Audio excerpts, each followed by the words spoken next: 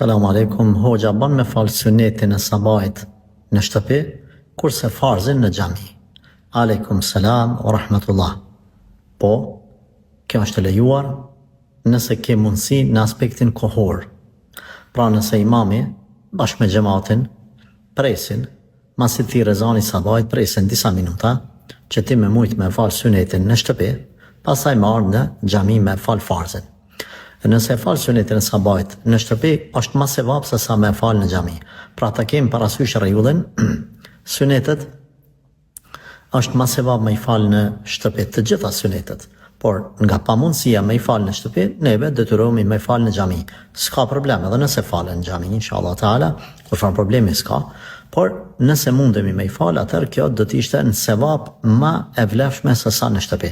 Sepse gjithmonë pejgamberi alayhi salatu wassalam, kur ka qenë në Medinë, pra në kushte normale të shtëpia vet, i ka falë sunetet në dhomën e tij apo në shtëpinë e tij, pastaj ka dalë për farzën në xhami. Edhe është thirrë ezani disa minuta para se me u thirrë ikameti.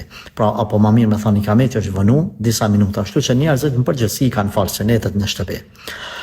Nëse falë sunetin e sabajt në shtëpi, pastaj vjen në xhami dhe akoma ka kohë deri në farz, atëherë prapë të këshilloj që mos më ul, po më i falja 2 recat me niyet të hyrjes në xhami. Pra nuk ka problem, sido që tjetë nuk prish punë me lejet Zotit.